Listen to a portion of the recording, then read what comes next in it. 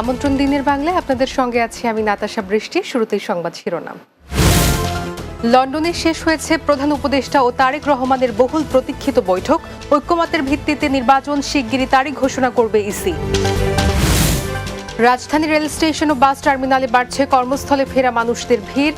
রেলপথের যাত্রা স্বস্তিদায়ক হলেও বাসে বাড়তি ভাড়া নেওয়ার অভিযোগ। এবং ইসরায়েলে পাল্টা হামলা চালিয়েছে ইরান। তেল আবিবের বিমান হামলার জবাবে শতাধিক ড্রোন ছুড়েছে তেহরান।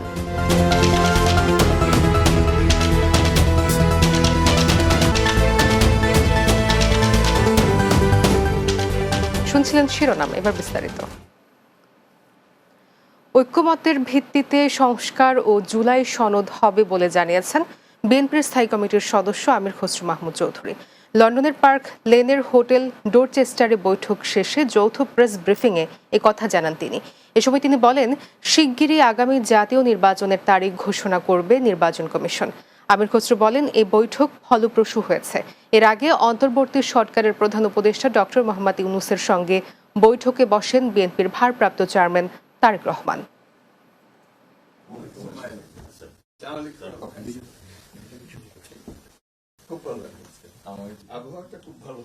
নিশ্চয়ই সন্তুষ্ট। শুধু আমরা তো বলছি নির্বাচনের আগে নয়, নির্বাচনের পরও দেশ গড়ার ক্ষেত্রে আমরা সবাই একসাথে কাজ করতে হবে, নতুন বাংলাদেশ করতে হবে। আর সন্তুষ্ট না হলে তো যৌথ ঘোষণায় আসবার কথা নেই। ঈদের লম্বা ছুটি প্রায় শেষ হওয়ার পথে, তাই তো রাজধানীর কমলাপুর রেল স্টেশন ও বাস টার্মিনালে বাড়ছে কর্মস্থলে ফেরা মানুষদের ভিড়। তবে রেলপথের যাত্রা স্বস্তিদায়ক হলেও বাসে বাড়তি ভাড়া নেওয়ার অভিযোগ যাত্রীদের। বিস্তারিত জানাচ্ছেন প্রান্ত পারভেজ। গত কয়েকদিনের তুলনায় আজ সকাল থেকে কর্মস্থলে ফেরা মানুষদের ভিড় বেড়েছে রাজধানীর কমলাপুর রেল স্টেশনে। বিভিন্ন অঞ্চল থেকে আসা প্রতিটি ট্রেনেই ছিল যাত্রী বোঝাই। কোনো রকম শিডিউল বিপর্যয় ছাড়া সময় মতোই গন্তব্যে পৌঁছেছে প্রতিটি ট্রেন। ভিড় কিছুটা বেশি থাকলেও ভ্রমণে ছিল না ভোগান্তি। চাপ ছিল, চাপ থাকলেও ট্রেনের টিকিট নিতে কোনো বিলম্ব হয় নাই। ট্রেনে যখন আসলাম তখন মনে করেন দাঁড়ানোর জায়গা নাই। এই বছর ট্রেন যাত্রাটা অন্য বছরের থেকে একটু ছিল, সুইটেবল ছিল। অন্যদিকে করোনার প্রভাব বেড়ে যাওয়ায় রেল ভ্রমণে মাস্ক পরার নির্দেশনা থাকলেও তা মানছে না যাত্রীরা। কর্তৃপক্ষের প্রচারণার অভাবেই ঘটছে এমন ঘটনা। মাস্ক তো এখন আর আগের মতো অ্যাভেলেবেল সব জায়গায় পাওয়া যায় না, গ্রামে তো মাস্ক নাই। ট্রেনে বা স্টেশনে এরকম কোনো সার্কুলেশন আমরা পাই নাই। তবে রেল কর্তৃপক্ষের দাবি, মন্ত্রণালয়ের নির্দেশনা অনুযায়ী যাত্রীদের সতর্কীকরণ প্রচারণা চলমান রয়েছে। প্রত্যেকটা ট্রেনেই পাবলিক অ্যানাউন্স সিস্টেমের মাধ্যমে যাত্রীদেরকে আমরা সতর্কতামূলক এই মেসেজটা দিয়ে যাচ্ছি। শুধু রেলপথে নয়, সড়ক পথেও যানজটবিহীন স্বস্তিতে ঢাকায় ফিরছে মানুষ। তবে কিছুটা বাড়তি ভাড়ার বিড়ম্বনায় পড়ছেন অনেক যাত্রী। আগে তো এক সপ্তাহ ভিতর টিকিটটার দাম থাকতো, এখন দেখতেছি আরো 15 দিন হয়ে যায়, তারপর টিকিটের দাম ওই। ঈদের ছুটি তো অনেক লম্বা, যার জন্য মানুষ তার পছন্দ মতো একটা সময় নিয়ে চলে আসতে পারছে, যার জন্য মনে হয় যে যানজটটা কম। ঈদের লম্বা ছুটি হওয়ায় এখন পর্যন্ত রাজধানীমুখী মানুষদের যাত্রা রয়েছে স্বস্তিদায়ক ও শৃঙ্খলাপূর্ণ। প্রান্ত পারভেজ, বাংলা টিভি, ঢাকা। ঈদের ছুটি শেষ মাত্র ঢাকায় ফিরতে শুরু করেছেন বেশিরভাগ কর্মজীবী মানুষ। ফলে ক্রেতা কম এখনও নগরীর কাঁচা বাজারগুলোতে। শাকসবজি, মুরগি সহ বেশিরভাগ নিত্যপণ্য বিক্রি হচ্ছে কম দামে। তবে ক্রেতাদের ভিড় কম থাকলেও উত্তাপ ছড়াচ্ছে মাছের বাজার। হাসান মাহমুদের প্রতিবেদনে বিস্তারিত। ঈদের ছুটি কাটিয়ে ঢাকার পথে নগরবাসী, তাই এখনো অনেকটাই ফাঁকা রাজধানীর বাজারগুলো। নেই চিরচেনা ক্রেতা বিক্রেতাদের হাকডাক। ক্রেতা কম থাকায় আগের চেয়ে কম দামে বিক্রি হচ্ছে সব ধরনের মুরগি। বিক্রেতারা বলছেন, কুরবানির পর মাংসের চাহিদা কমে যায়, ফলে মুরগির দাম কিছুটা কম। মুরগির দাম আজকে কম্পারেটিভলি কিছুটা কম। ঈদের আগে যখন কিনেছি তখন একটু বেশি ছিল। সোনালী মুরগি আমরা বিক্রি করতেছি 270 টাকা, আর ব্রয়লার 150 টাকা। সবজির বাজারে ক্রেতাদের আনাগোনা ছিল বেশি। ঈদের আগের তুলনায় দাম কম থাকায় স্বস্তি মিলেছে সবজির। বাজার ঘুরে যা দেখলাম, সব সবজির দামই মোটামুটি কম, নাগালের ভিতরে। সহনশীল আছে বাজার, মোটামুটি সবজির বাজার। সব মাল 40 টাকা 50 টাকা কেজি। বাজারে মালের অনেক আমদানি, কিন্তু কাস্টমার নাই। এদিকে গত সপ্তাহের তুলনায় মাছের বাজারে কিছুটা চড়াভাব দেখা গেছে। মৌসুম তো শেষ হয় না, আগামী 15 তারিখ পর্যন্ত চলবে, সেই তুলনায় একটু বেশি। তো ঈদের পরে মাছ পাওয়াও যাচ্ছে না তেমন করে, আর মাছের দাম তুলনামূলক অনেক বেশি। ঈদের আগের থেকে আপনার উঠনে বাড়ছে, অল্প কেজিতে 20-30টা বাড়ছে। হাসান মাহমুদ, বাংলা টিভি, ঢাকা। ইসরায়েলে পাল্টা হামলা চালিয়েছে ইরান। তেল আবিবের বিমান হামলার জবাবে গত কয়েক ঘন্টায় সেখানে শতাধিক ড্রোন নিক্ষেপ করেছে তেহরান। শুক্রবার এই তথ্য নিশ্চিত করেছেন ইসরায়েলের মুখপাত্র ব্রিগেডিয়ার জেনারেল এফি ডেফরিন। তিনি জানিয়েছেন ইসরায়েলের ভূখণ্ডের দিকে প্রায় 100টি ড্রোন পাঠিয়েছে ইরান, যেগুলো তারা প্রতিহত করার চেষ্টা করছে। ব্রিগেডিয়ার জেনারেল ডেফরিন জানান, ইরানে ইসরায়েলি হামলায় 200টি যুদ্ধ বিমান অংশ নেয়, যেগুলো দেশটির ভেতরে প্রায় 100টি লক্ষ্যবস্তুতে আঘাত হানে। এর আগে শুক্রবার ভোরে তেহরানকে পারমাণবিক অস্ত্র তৈরি ঠেকাতে দেশটির পারমাণবিক স্থাপনাকে লক্ষ্য করে হামলা চালিয়েছে ইসরায়েল। বিবিসির খবরে বলা হয়েছে, ইউরেনিয়াম সমৃদ্ধকরণ অঞ্চলে ইসরায়েল হামলা চালিয়েছে। ইসরায়েল এই হামলাকে রাইজিং লায়ন নাম দিয়েছে। ইরানের কমান্ডার এবং ক্ষেপণাস্ত্র স্থাপনা লক্ষ্য করে হামলা চালানোর পর পাল্টা হামলার আশঙ্কায় সারা দেশে জরুরি অবস্থা জারি করা হয়। পবিত্র ঈদুল আজহার সপ্তম দিনেও মৌলভীবাজারের শ্রীমঙ্গল ও কমলগঞ্জের বিভিন্ন পর্যটন স্পট ঘিরে ভ্রমণ পিপাসুদের পদচারণায় মুখর। আগামীকাল 14 জুন পর্যন্ত জেলার অধিকাংশ হোটেল রিসোর্ট বুকিং রয়েছে। আর যারা আসছেন তারা মনের আনন্দে ঘুরে বেড়াচ্ছেন মৌলভীবাজারের প্রাকৃতিক সৌন্দর্যমণ্ডিত স্থানগুলো। শ্রীমঙ্গল প্রতিনিধি বর্ণ চক্রবর্তীর পাঠানো প্রতিবেদন জানাচ্ছেন সুরাইয়া সীমা। এবারের পবিত্র ঈদুল আজহার ছুটি প্রায় 9 দিন, আর এই লম্বা বন্ধ থাকায় শ্রীমঙ্গলে ধাপে ধাপে আসছেন পর্যটক। গত 8 জুন থেকে 14 জুন পর্যন্ত জেলার হোটেল রিসোর্টগুলোর 90% বুকিং। এতে খুশি আবাসন ব্যবসায়ীরা। চারদিকে খুব সুন্দর একটা আনন্দমুখর পরিবেশ, আমরা এনজয় করতেছি। ঈদের পরদিন থেকে আসলে একটা পর্যটকদের বেশ আসার একটা প্রবণতা সৃষ্টি হয়েছে। বেসিক্যালি দেখা গেছে যে গত মাস থেকেই এই বুকিং অনেক প্রেশার ছিল। এদিকে ব্যস্ত সময় পার করছেন শ্রীমঙ্গলের রেস্টুরেন্ট, রেন্টেকার, আনারস লেবু, বাঁশবেত ও মণিপুরি কাপড় সহ ক্ষুদ্র ব্যবসায়ীরা। ঈদের ছুটিটা সত্যি অসাধারণ কাটলো এখানে এসে, খুব ভালো লাগছে।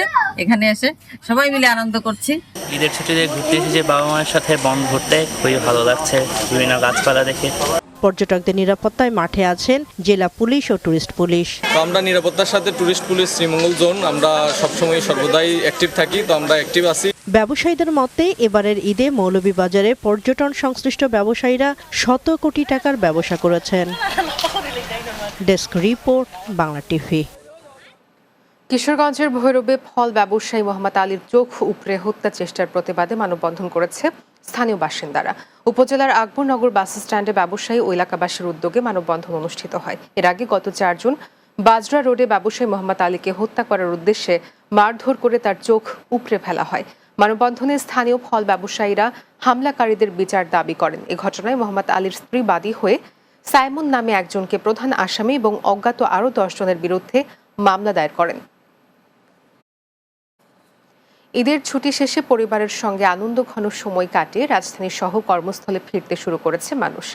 ফলে ভোলার বিভিন্ন লঞ্চ ঘাটে দেখা দিয়েছে যাত্রীদের উপচে পড়া ভিড়।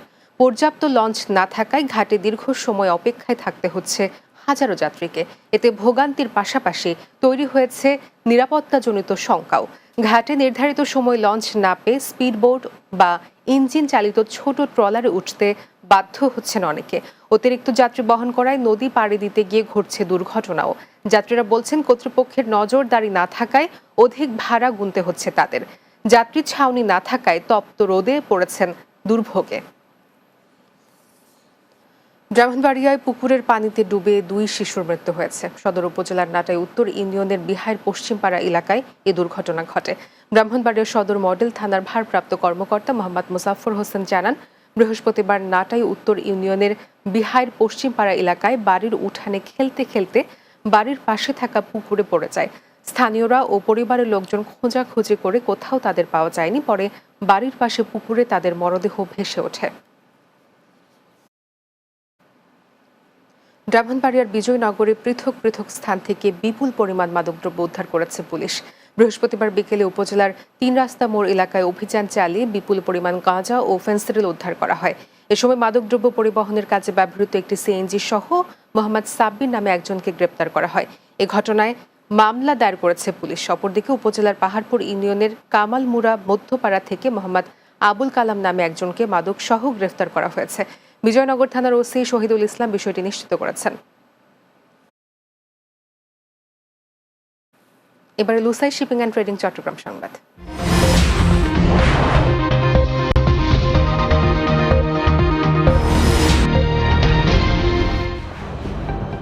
দেশের বিভিন্ন স্থানের মতো চট্টগ্রামে বাড়তে শুরু করেছে করোনার সংক্রমণ। ঈদের আগের দিন থেকে আজ পর্যন্ত চট্টগ্রামে নতুন করে ৬ জন করোনা রোগী শনাক্ত হয়েছে। সংক্রমণ পরিস্থিতি বিবেচনায় চট্টগ্রামে হাসপাতাল ও ল্যাবগুলোতে জোর প্রস্তুতি চলছে। এদিকে বৃহস্পতিবার রাতে ৩০০টি RT-PCR কিট এবং ৬০০টি র্যাপিড অ্যান্টিজেন কিট ঢাকা থেকে এসে পৌঁছেছে। এগুলো দিয়ে চট্টগ্রাম মেডিকেল কলেজে পরীক্ষা শুরু হবে। বিষয়টি নিশ্চিত করেছেন জেলা civil surgeon doctor Mohammad Jahangir Alam. পাশাপাশি অন্যান্য ল্যাবেও পরীক্ষা চালুর উদ্যোগ নেওয়া হয়েছে। চট্টগ্রামের সাতকানিয়ায় অপহরণের ৮ ঘণ্টা পর জহিরউদ্দিন মিন্টু নামে এক সাবেক যুবলীগ নেতাকে উদ্ধার করেছে যৌথ বাহিনী। উপজেলার কাঞ্চনা ইউনিয়নের স্লুইস গেট এলাকা থেকে সেনাবাহিনী ও পুলিশের যৌথ অভিযানে তাকে উদ্ধার করা হয়। এর আগে বুধবার রাতে উপজেলার বৈকারপাড়া এলাকা থেকে মিন্টুকে অপহরণ করা হয়। তিনি নলুয়া ইউনিয়নের ৫ নম্বর ওয়ার্ডের বাসিন্দা এবং ইউনিয়ন যুবলীগের সাবেক সভাপতি ছিলেন। সাতকানিয়া সার্কেলের অতিরিক্ত পুলিশ সুপার মোহাম্মদ তৌফিকুল আলম বলেন, এই বিষয়ে আইনগত ব্যবস্থা প্রক্রিয়াধীন রয়েছে।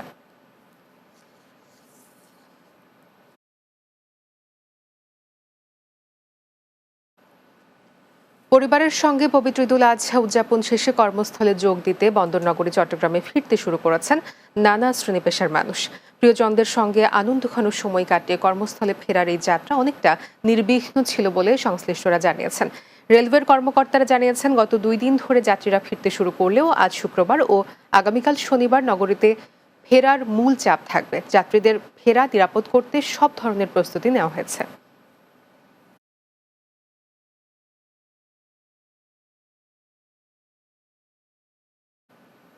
শেষ করব দিনের বাংলা। যাওয়ার আগে শিরোনামগুলো জানিয়ে দিচ্ছি আরও একবার। লন্ডনে শেষ হয়েছে প্রধান উপদেষ্টা ও তারেক রহমানের বহুল প্রতীক্ষিত বৈঠক। ঐক্যমতের ভিত্তিতে নির্বাচন শিগগিরই তারিখ ঘোষণা করবে ইসি। রাজধানী রেল স্টেশন ও বাস টার্মিনালে বাড়ছে কর্মস্থলে ফেরা মানুষদের ভিড়। রেলপথের যাত্রা স্বস্তিদায়ক হলেও বাসে বাড়তি ভাড়া নেওয়ার অভিযোগ। এবং ইসরায়েলে পাল্টা হামলা চালিয়েছে ইরান। তেল আবিবের বিমান হামলার জবাবে শতাধিক ড্রোন ছুড়েছে তেহরান।